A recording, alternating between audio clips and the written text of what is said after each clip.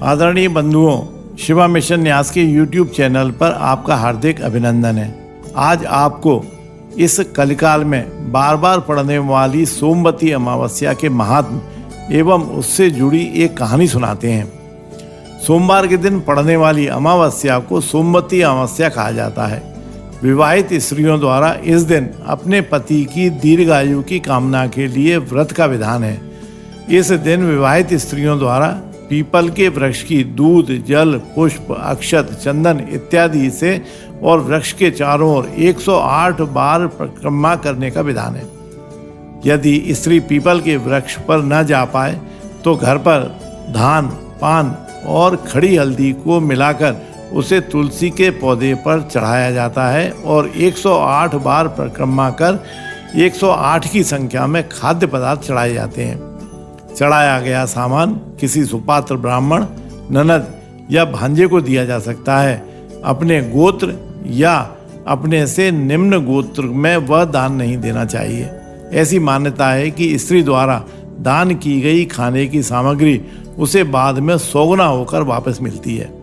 सोमवती अमावस्या से संबंधित अनेक कथाएं प्रचलित हैं। परंपरा है कि सोमवती अमावस्या के दिन इन कथा को विधि पूर्वक सुनना चाहिए। आइए आज आपको एक कथा सुनाते हैं। एक समय की बात है, एक गरीब ब्राह्मण परिवार था। उसमें पति पत्नी के अलावा एक पुत्री भी थी। पुत्री धीरे धीरे बड़ी होने लगी। उस लड़की में समय के साथ सभी स्त्रियोचित गुणों का विकास हो रहा था। लड़की सुंदर, संस्कारवान एवं गुणवान भी थी, लेकिन गरीब होने के कारण उसका विवाह नहीं हो पा रहा था। एक दिन ब्राह्मण के घर एक साधु पधारे जो कन्या के सेवा भाव से अत्यंत प्रसन्न हुए।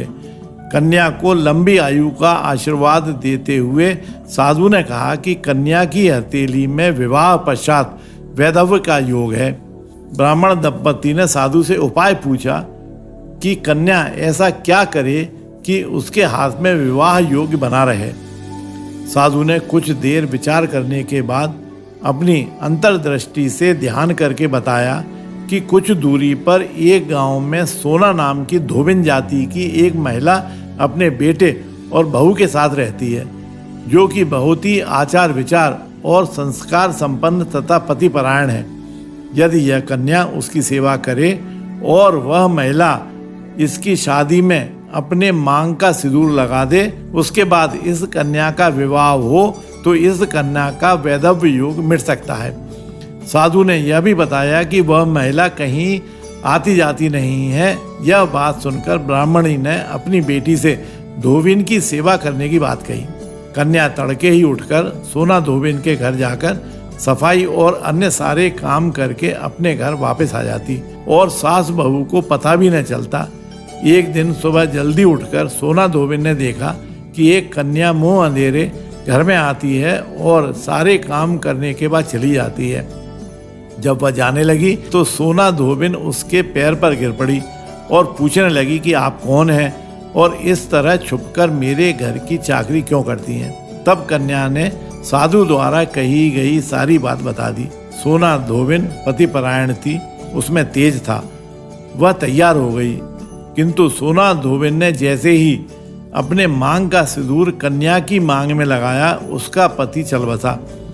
उसे इस बात का जैसे ही पता चला, वह घर से निराजल ही चल पड़ी, यह सोचकर कि कहीं रास्ते में पीपल का पेड़ मिलेगा तो उसे भंवरी देकर और उसकी परिक्रमा करके ही जल ग्रहण करूंगी।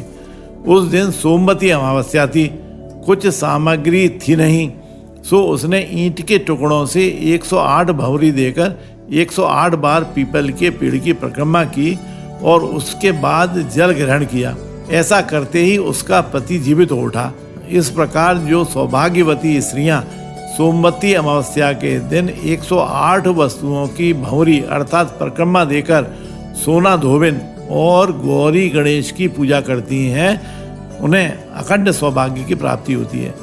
यदि शिवा मिशन न्यास द्वारा प्रस्तुत यह सोमवती अमावस्या की कथा कहानी अच्छी लगी हो तो कृपया शिवा मिशन न्यास के YouTube चैनल को सब्सक्राइब करें। बोलिए ओम नमः शिवाय।